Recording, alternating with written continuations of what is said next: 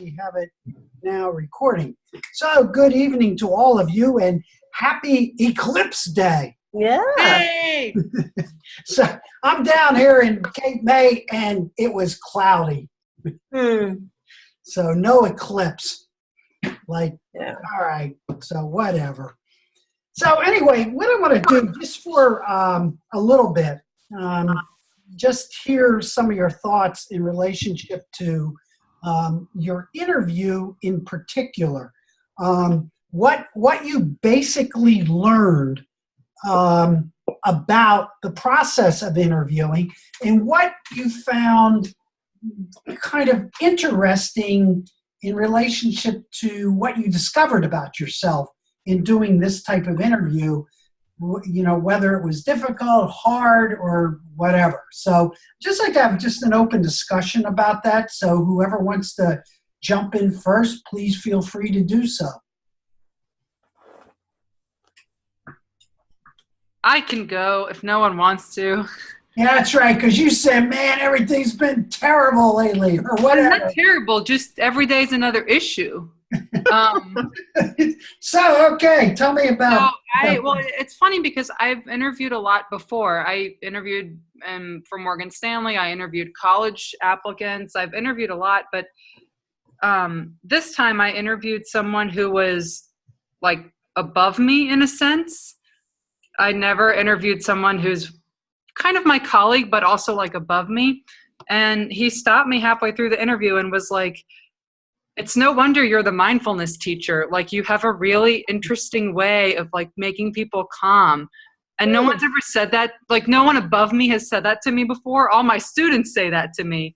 Yeah. So it was interesting to see that someone can read that like in my nonverbal expressions when I'm interviewing. Okay. That's great. I don't, well, it was news to me because I don't have a mirror to myself when I interview. I just know that I'm calm. So it's reflected in my actions, which made the interview like, he started sharing his life story, like stuff he's only told his wife. And I was like, okay, cool. Yeah. So when he made that statement, then did the whole nature of the interview shift?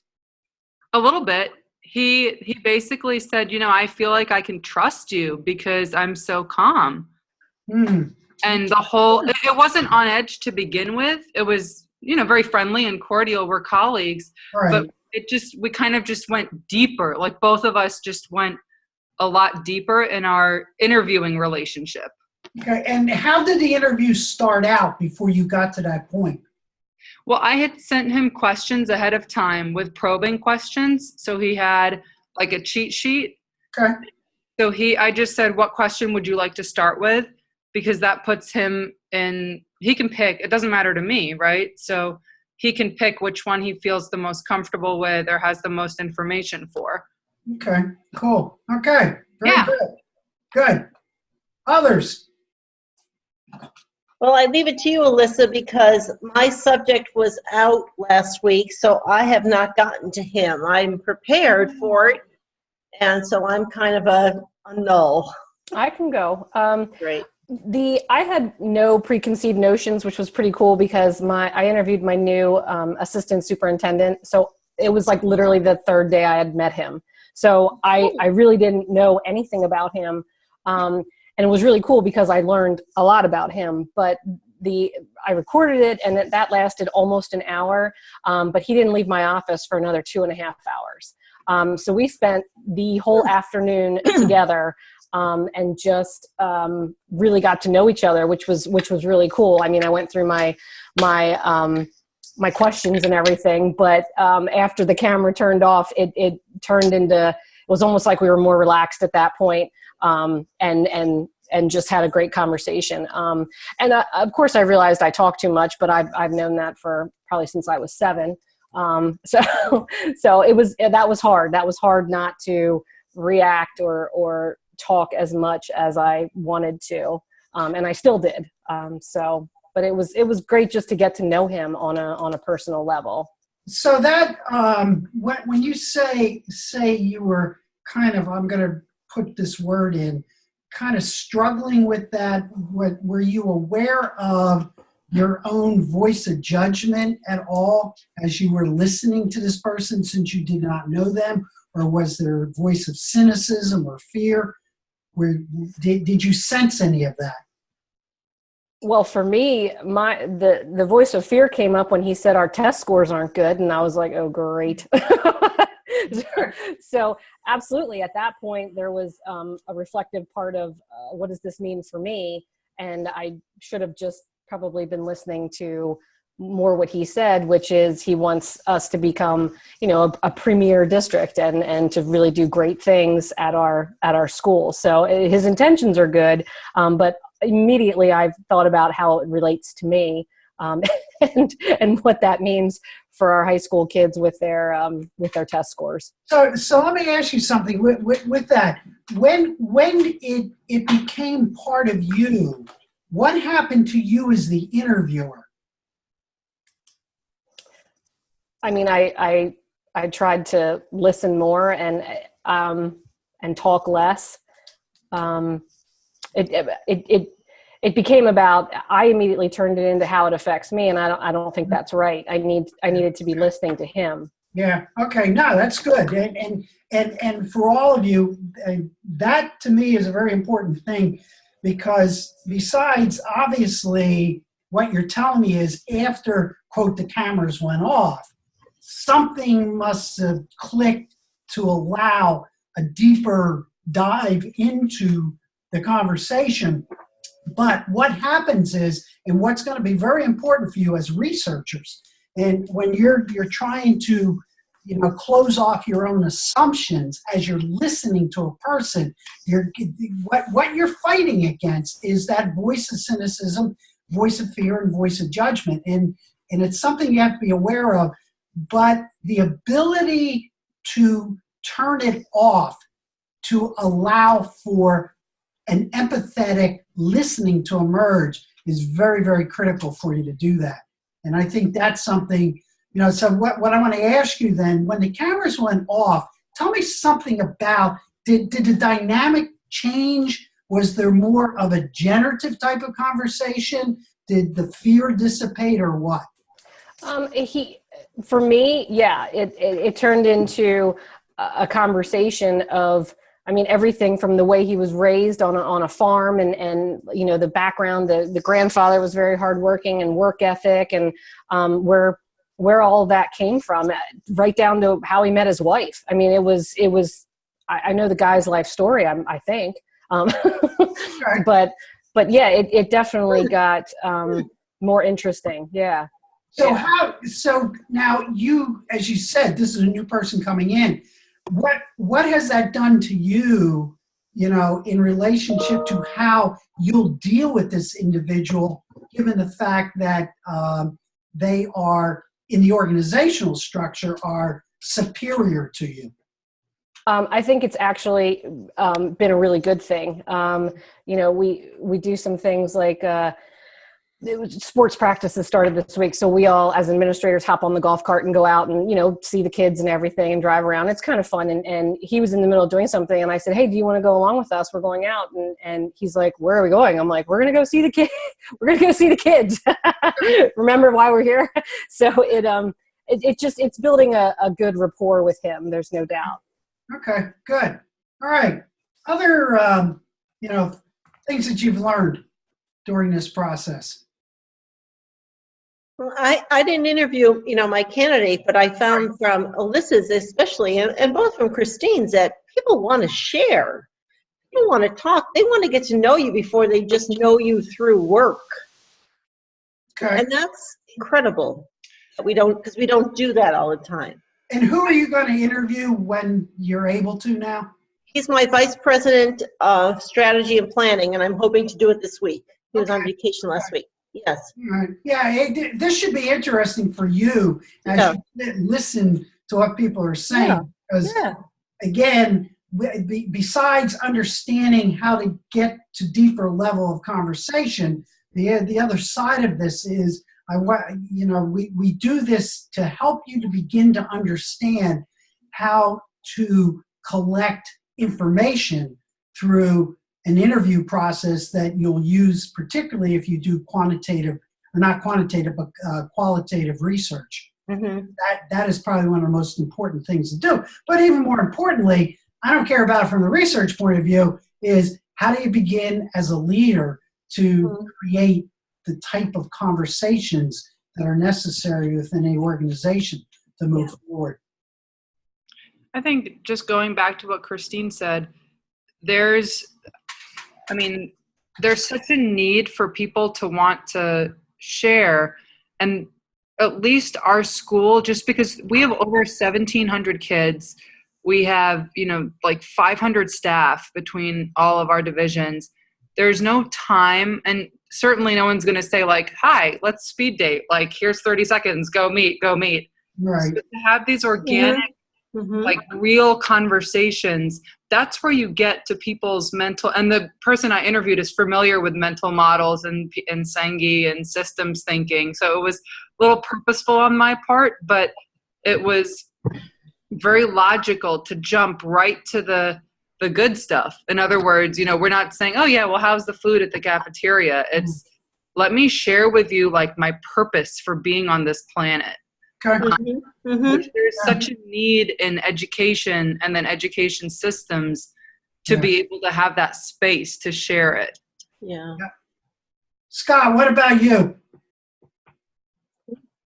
So similarly, I interviewed the superintendent of my school district, and I made it clear from the beginning. I could tell when I scheduled the time with his secretary that it was, oh, you're doing this for a class. So I emailed him and I said, hey, just so you know, I won't be asking about your role or your responsibilities. I want to talk more about leadership and how you kind of got to where you are today. So it was interesting. I really thought I was going to kind of have to push him to share things about his background, about why he is who he is, how he got to where he is, and how does he balance. He's had a lot of experiences. Younger guy, I think for a superintendent, he's in his early 40s, and he's in his 4th year as superintendent in our school district. But he's had experiences in a lot of different districts, both private and public. So we really spent a lot of time on how did he learn to balance, or how is he learning to balance those experiences from the past, and not wanting to say, oh, I've seen this before, so I'm going to change this now, and kind of going a little bit slower with his processing. So it was a really good conversation. We went on for an hour, and probably would have gone on much longer, but he had someone show up that he thought was showing up the next day. So kind of cut it short. At the same time, I think it was a really quality conversation leading up to that. I think for me, the real challenges kind of came in with, I want to engage in a conversation. So it was hard for me to remember not to engage, and then to just kind of let it flow and not, all right, my strategy is I'm going to listen, but I'm going to be thinking about my next question. I had to kind of keep myself from being too strategic as part of the interview.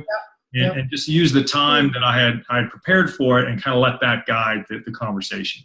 Yeah, that is one of the most difficult things to do, because our tendency is, while we're listening to someone, we try to come up with the next question. And and in this type of interview process, you don't want to do that. You mentioned the word flow, and to allow a process to begin to emerge. And it sounds like for a couple of you, that process emerged, and I like the terminology, when the cameras were turned off. And the question is for you to think about is, okay, what created the space, or what did I say that nurtured the ability for us to maybe get down to level 2 or level 3, maybe even 4, where the conversation just took off on its own. So Scott, it sounds like you were you're cognizant of that, but it's tough to let that dissipate. Right, and part of me wondered too. So like the other folks have shared, he's my boss. He's my boss's boss. And at what point in time, I think if we would have had more time, I'm not sure how much more sharing he would have done, because he was, I felt like, going pretty good. I think I may have asked better questions, because I would have felt more comfortable. Yeah, okay. All right. So who's next? Wants to share? I think that's me. Okay. So I had kind of a unique situation because I interviewed my former boss. So I interviewed our former assistant superintendent. So he had been our assistant superintendent up to like 2 weeks before the interview, maybe. Okay. And so the other thing that's really unique about my situation is that I knew this person as a colleague, as another principal in the IU prior to him becoming my boss. So, so Will and I had known each other before. So there was some background that I already knew. And then I'd worked with him as my assistant superintendent or director of secondary education for almost 2 school years. So we had kind of a background. So it might have been a little easier for me to listen and just let him guide the conversation. And he's pretty insightful and pretty thoughtful. And so I felt like I didn't always use the questions that I had prepared. I didn't necessarily follow the path because we kind of wiggled and wobbled, and we went down some bird walking kind of roads. Yeah. That in the end all made sense, but kind of took different directions maybe than I initially had intended. Yeah, and that's fine, because again, that's that example of flow. But what I'm curious about, so you've already had assumptions about this individual, right?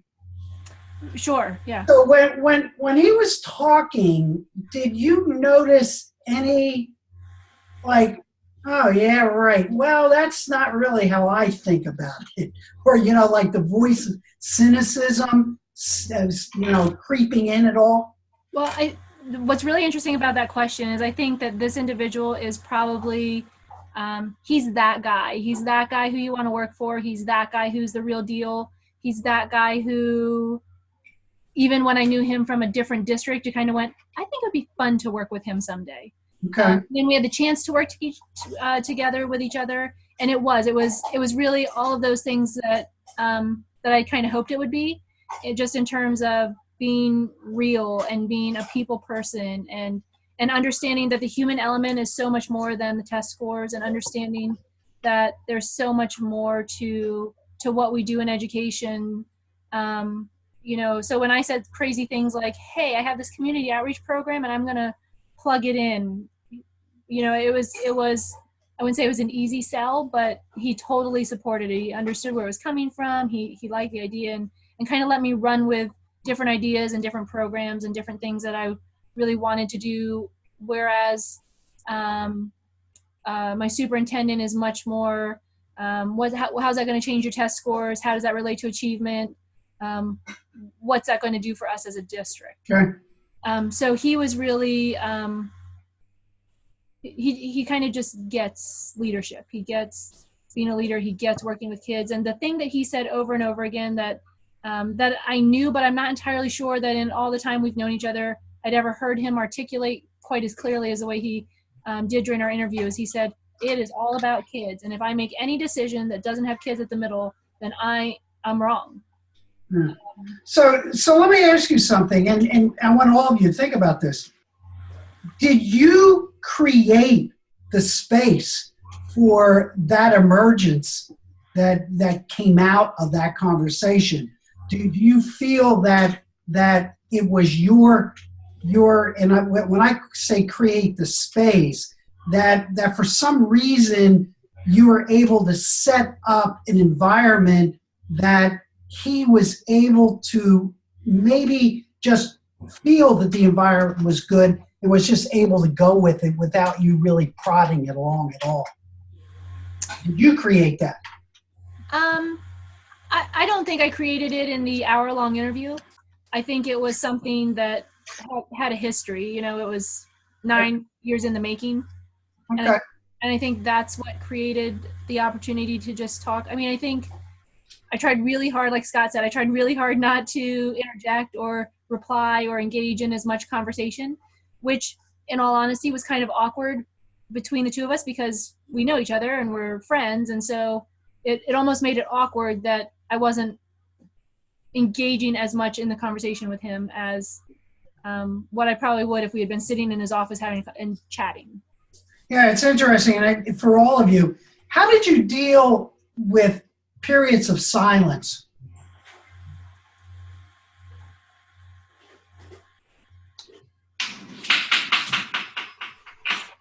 For me, he kind of looked at me and was like, what? And I'm like, tell me more about that.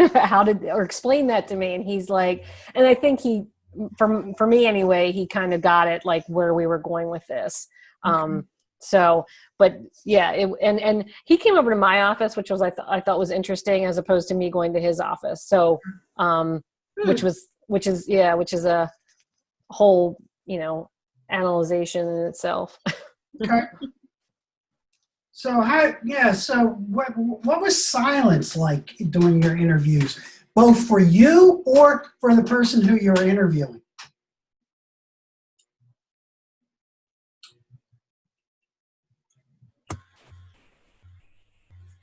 So I think in my case, again, because we have kind of a familiarity with each other, I think he filled the silence more than I had to, if that makes sense. Yeah, right.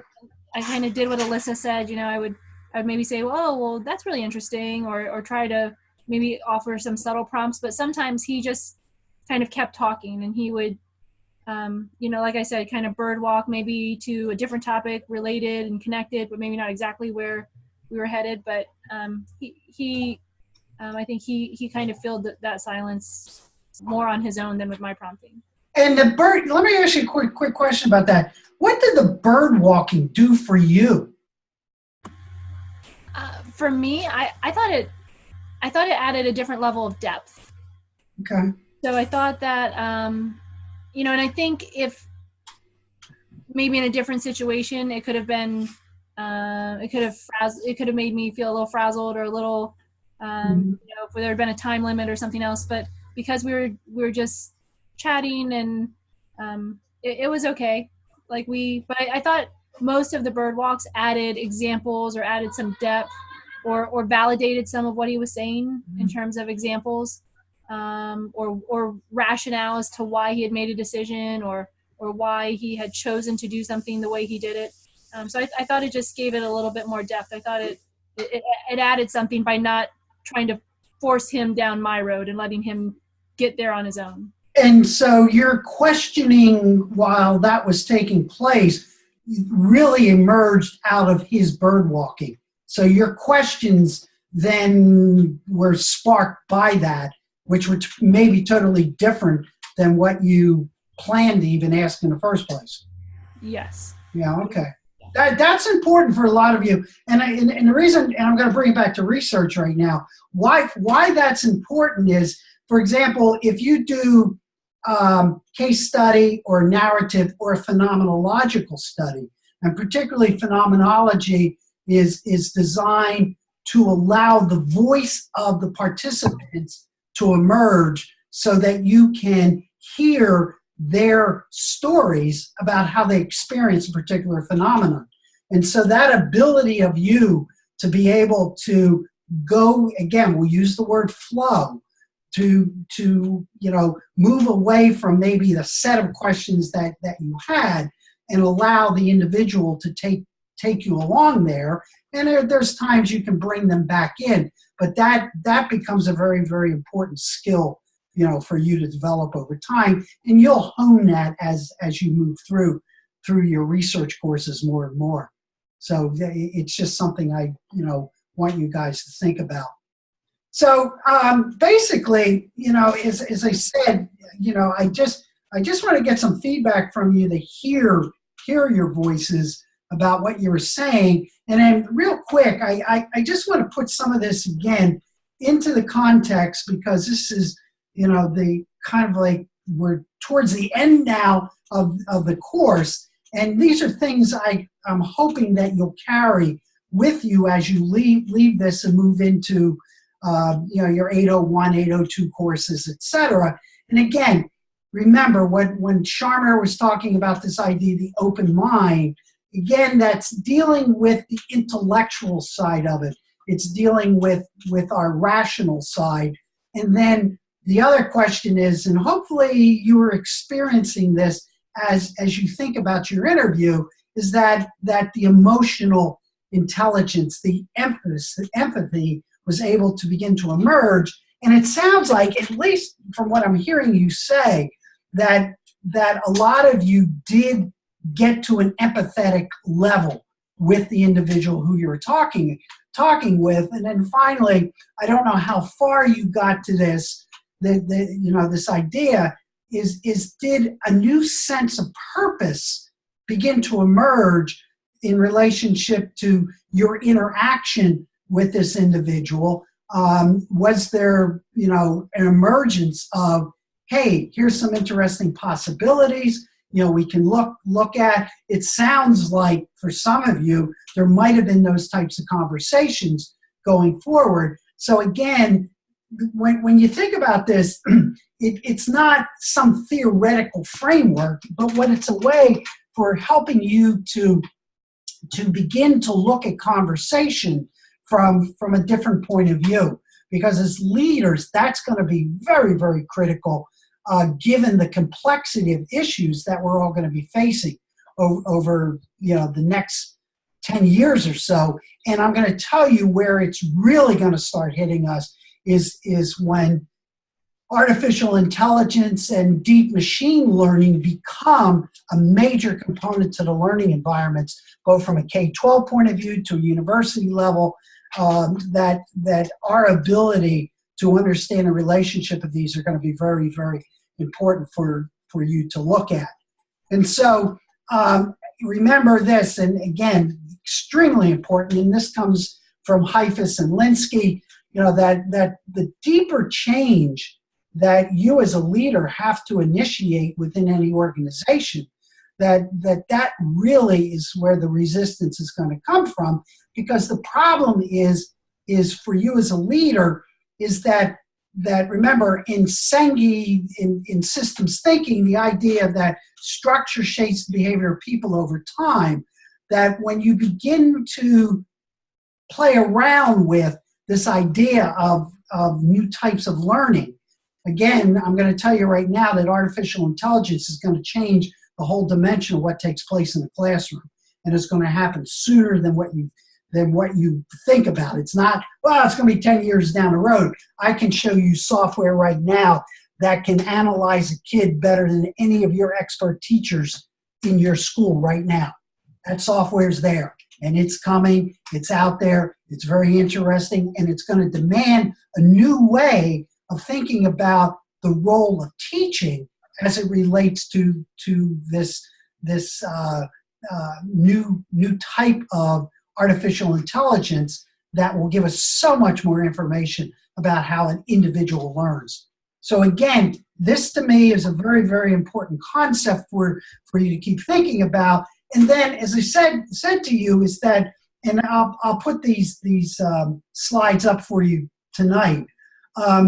A different way of looking at this is that really when you're talking about this concept of downloading, particularly, let me just move this here, is that, again, I want you to really be aware of this from this point of view, and that the 4 barriers to change, to a leadership change, is really, not understanding what's going on, what you see, what you think, what you say, and what you do. And again, to me, that is something that you have to be really cognizant of as you think about these things, and in the organizations that you're working with. And so when you talk about, well, I have this new assistant superintendent, it's kind of interesting. It sounds like this individual is really open to not functioning on habitual patterns of behavior, but possibilities of looking at new patterns of behavior. So again, this is a very important concept for you to think about from a leadership point of view, but more importantly, in terms of the organizational barriers and the boundaries within organizations and how we design them, on how they're going to interfere with your ability to get people to grow and to work together. So downloading becomes important. The other one now is again, with this levels of attention, that when you can get moving away from downloading and getting people to begin to see things that really, that's where the questioning begins to emerge, where you create the space that you want people to be able to suspend judgment, to connect to the idea of wonderment, and to really begin to explore what is beginning to happen at the periphery of our organizations. And again, as I'm saying to you, and when you get into 802 and you begin to explore the technology, what's coming down to neurosciences and artificial intelligence and deep learning machines, that again is going to be something that you as a leader are going to have to help and guide people to begin to feel secure enough to at least explore these concepts.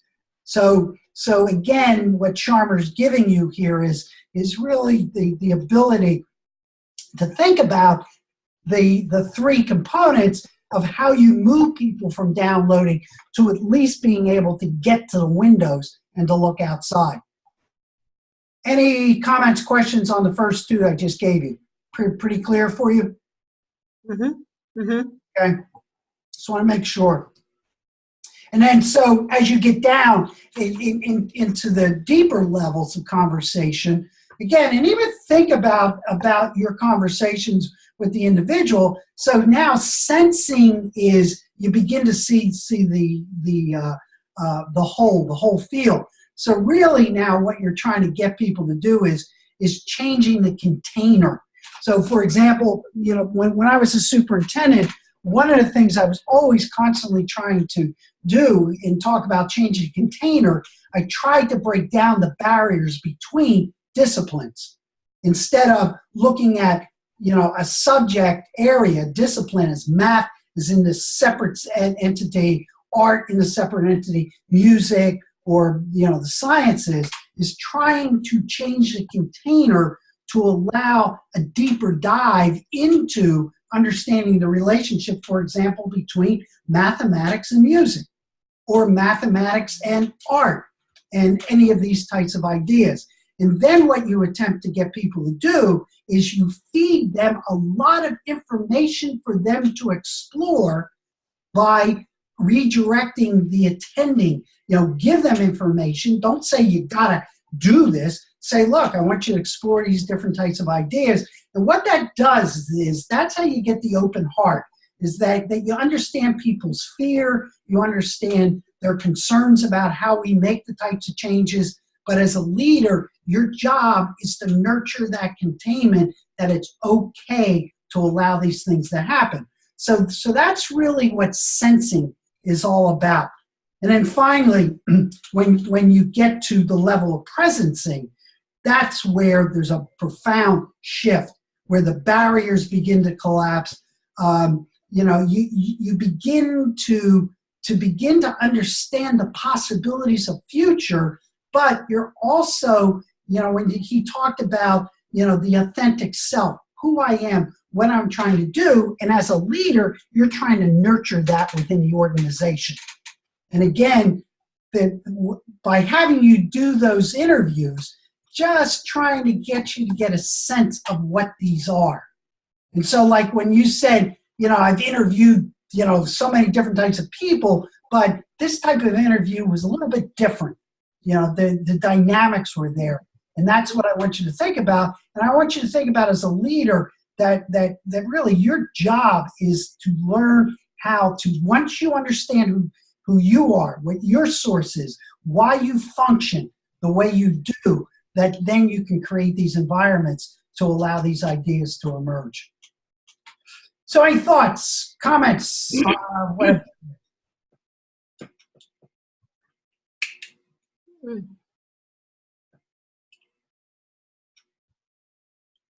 It's not easy.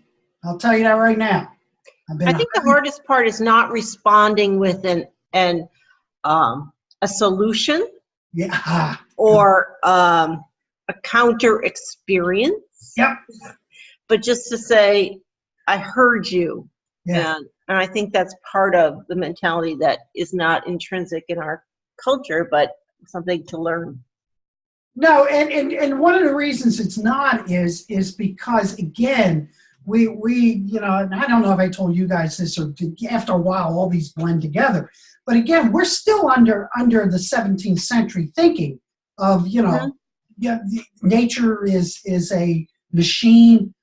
We do linear thinking, etc. And the question now is, and again, it's the sciences that are leading us, ecology in these areas where, when you think about what Peter Senge talked about, where he even hates the concept of systems thinking, where what he's basically saying is all systems are patterns of relationships. And so your role as a leader then is understanding how to collapse barriers, how to bring new patterns of relationships together. And that's the critical part. But the problem is, you, even though I say this to you, you can't do it by yourself. But what you have to do is, and I think this is my next slide, is that's why these movements are extremely important. And the key word in front of every one of these is co. So co-initiating, co-sensing, co-presencing, I'll let these pop up, co-creating, and co-evolving. So you as the leader, listen to others, so co-initiating, and what life calls you to do. So again, it's a very existential question. You know, why are you in the role you're in today? You know, why do you do it? What led you to where you are?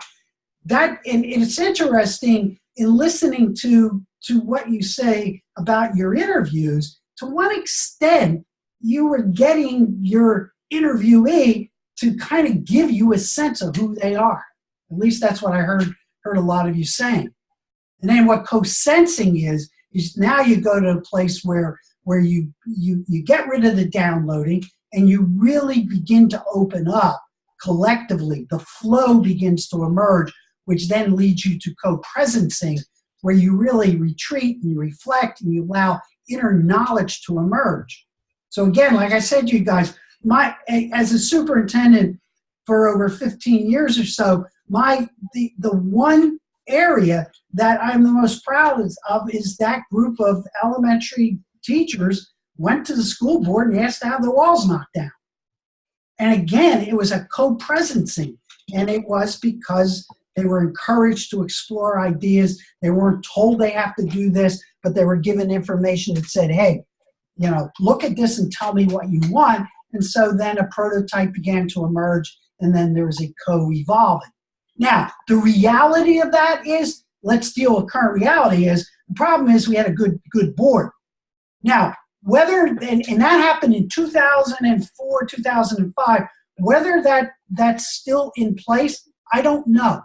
I probably should find out in 2017, because the other reality all of you are facing in public education, particularly, and even in higher education, is you're at the mercy a lot of times of the politics that takes place within a given board. Yeah, and that's a reality. We all know that. But again, as a leader, the more you can think about this and the more you can get people to migrate into thinking about this by you creating the spaces for this to happen, you're going to be highly successful and really surprised with what might emerge out of, you know, your environments. So again, you know, I just want to make sure, you know, as you look at this stuff, you know, I think it's important for you to look at. And I also think it's fertile ground for exploring possibilities around dissertation studies and exploring the types of possible dissertation that could emerge out of this. Okay? Mm-hmm. So yeah, key understanding, yeah, is a relationship. Yeah, the other thing that's very important about this, and you'll get this, you know, in creativity course, is this understanding of divergent and convergent thinking. Because divergent thinking is the one that allows for all of the going down the U and the up the U to take place. The convergent thinking allows you to organize it in a way that you will be able to co-create. The problem is most of us work in convergent organizations because you've got to start with A, you got to go to B, you know, and it's very linear. It's not wrong, but if it dominates divergent, which is nonlinear in the thought process, and that's where creativity and innovation emerges from. The ability of you to know how to navigate through that and encourage both of these will be very important for you. So I just want to make sure that you understand that. And one last thing, and we didn't cover this. This was in your book. So if you remember, this is all the stuff going down to you. Open mind, open heart, and again, be very careful. Voice of judgment, voice of cynicism, and a voice of fear. But again, and you read this in Sharma, the opposite of the presencing is this, and in the environment in which we're living in today, I think we can really see these two being juxtaposition against each other. So when you get stuck in one truth or one view, your tendency is denying what's going on, what reality is, and it begins to blind one individual, and then you become desensitized towards an environment, individuals, and then you get stuck in one skin, and you end up with us versus them, which then leads to the opposite of presencing is absencing. You get stuck in oneself, one will, you hold on, you're not willing to let go, which then leads to this diluting, manipulation of material. You then begin to really abort and disembody other people, and what it does is it ends up destroying the possibilities of the future. So I think, and we didn't spend a lot of time on this, but this is an extremely important area within the Sharma book, and I strongly recommend you go back and look at what he was saying about absencing, because in education today, probably one of the biggest things we got to begin to deal with is getting kids to understand the possibilities of the future versus getting stuck in the past. And again, I'm not going to politicize this, but I think it's something important. And the other day, it was kind of interesting. I saw a political cartoon, and it's not important what the cartoon was, but what it struck me, and I tweeted this out onto my Twitter, is that what hit me was we need to elevate history and civics to the same level that we are putting all our energy into STEM and STEAM. Because if we don't get people to see those connections, we'll be technological gurus and really learn how to use AI and all that stuff, but we will lose something very important on who we are people. Yeah, humanity. But it's just, as I think about Sharma and I look at what he's looking at, and I just look at the environment in which we are functioning on this planet right now, this is a very good model to think about, particularly as you look as educators in where we need to go. And again, my only concern is not getting stuck on STEM and STEAM as the only thing at the expense of some other areas that are very important, that get to open heart, open will, as opposed to stuck in the truth, etc. So I want to leave you with that for you to kind of ponder and to talk about within your groups. And I don't know if you guys will get me again in some of the other courses. Believe me, this will emerge somewhere else in some of my other courses. Dr. Gould, I have I'm sorry, someone else talking. I have on behalf of my team, we were just talking just about this and the project, the group project we're doing. So we had a couple of different ideas coming at it, that although we talk about these ideals, that can our project encircle a fundamental or a social context, such as what you've kind of loosely described there and what we're seeing in cultural events, to build these on. They're not standalone. They have to hook into something. Yeah, obviously. And remember, if you remember in 800, in 800, Sankey talked about the rubber band. I don't know if you guys had that, but the rubber band was with vision versus current reality. And the tension between those two that's where this stuff, the open mind, open heart, open will, stuck in one view. That's the dynamic that's playing there. So yeah, I mean, you can address that any way you want. Yeah. Because Okay. that's I just want to see how this is starting to make sense to you guys. And Great. it's up to you. Great. Thank you. Mhm. Okay? Yep. I hope that helps all of you as you think about that. Quick question on the presentations. We're Yeah. not actually presenting them. We're just No, you're going to send them to me. to you. Okay. No, we're So, not like, going all audio should be on them, or Yes, all. I would like to. Yes, I want to hear. Yeah, if you can, please. Okay. It's important to put the audio in so I have a sense, because that adds much more dimension to it. Do we have a class voice thread or no? Yeah, you can upload to VoiceThread. I gotta see, because there used to be one in there, but if you have an account to VoiceThread, you should be able to upload it there, and then make sure I have access to it. And you just send me the link. Okay. I'll double check to see. Okay, yeah, because we have VoiceThread in the other class, but I don't know if it Well, correlates. if you have any other class, you could probably utilize that, just as long as I'm able to get into it. And if I'm not, I'll let you know, and then you can give me permission. Okay. Okay? Okay. All right?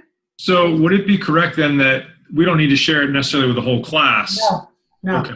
just with me. Thank Now, you. if you want to share it, you can. You can send your links out to other class members and say, hey, take a look at this if you want. But it's Okay, not thanks. mandatory. We're not doing show and tell. I'm not going to do that. Okay? Sounds good. All right?